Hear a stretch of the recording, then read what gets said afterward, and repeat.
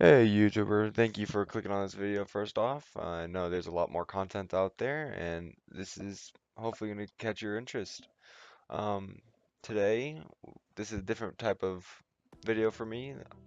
This is going to show you what I have created. Basically, I got bored of this design and I decided to paint over a new one. So before we go into it, I would like to ask you to like, comment, and subscribe. And yeah, without further ado, here we go. What I first off did is draw out my design.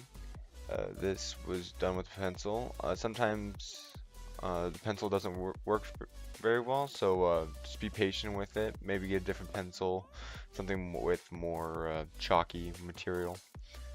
But yeah, you want to just chalk out your design, basically figure out the feel of it. And if you have the freehand, but it's just going to make it a little bit more difficult to duplicate on both sides of your helmet.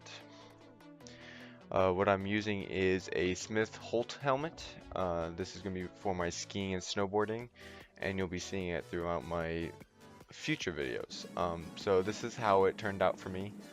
Uh, just, go around the helmet, you'll see that I went for more of a triangle to horn look kind of thing.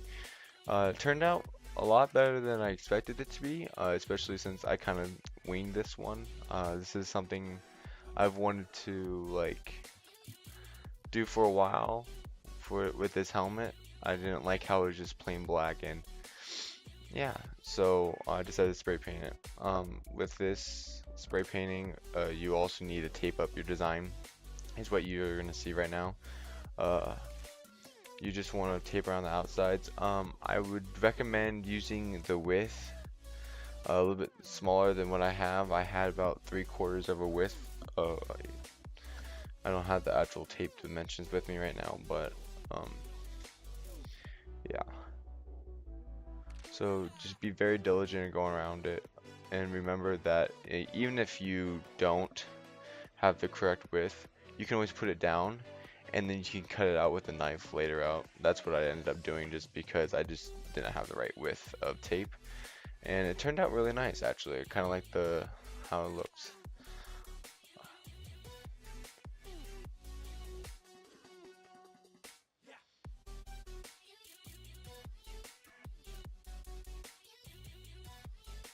Be very patient with this process too, as it is not one that you should rush. This is how mine turned out. As you can see, it's all triangled out and looks really nice. This is after I start cutting it too. So, yeah, after this process, you'll see me go into a full tape mode, which is you want to fill in all the spots that you don't want painted at all. So this is gonna be where for mine it's gonna be all black. It's gonna be that matte black, and I don't show you the other side what I did, but what I did is I brought a plastic bag and put it around the bottom. That way the fabric inside didn't get it, and especially cover up all the holes. That way none of the airflow gets messed up with the paint. And now you see me taking a red. Um, I do not recommend doing what I just do. I kind of just splotched over everything, and it is not the best idea, especially putting that much paint on because it's gonna run. And you see me dabbing is a very bad idea. Do not do that. It actually ruined my paint job a little bit. So don't um, I don't dump all the spray paint on one area, and definitely do not pat the paint, especially if you mess up. It's gonna turn out better than if you pat it. What you see me doing in the front here, I wanted to show you guys is I wanted to go for more a ombre look, and that's gonna be like almost like a red to black transfer, and it's just something I decided I wanted to do instead of making the whole part red. I did have some stickers there, that's what probably influenced most of that, but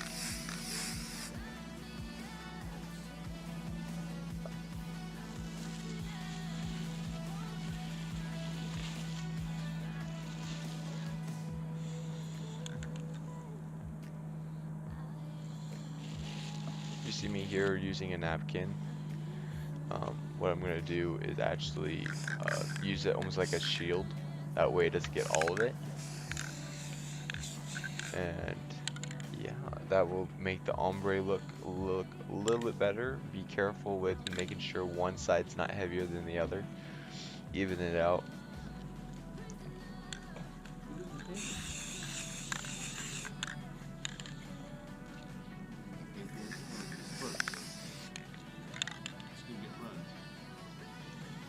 That's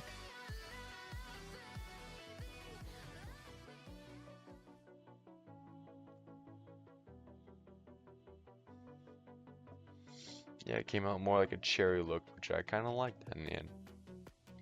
So go ahead, let that dry out for about either a half. It took mine about 45 minutes to completely dry. And at that point, make sure it looks the way you want it. After that's done, you get to peel it all off, which is the fun part. You get to see all the nice smooth lines. Um, Make sure you don't go just ham and pull everything off because some tape does stick to the paint and it will bring the paint with it. So this is how it ended up looking.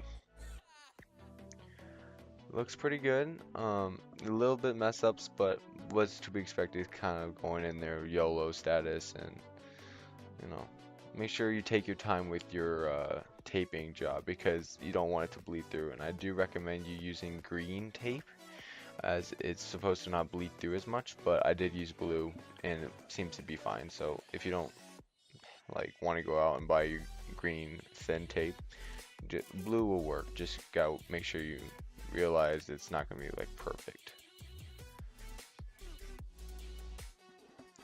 But yeah, thank you for watching, and like if you enjoyed this, comment if you want to see something different, and subscribe. Thank you.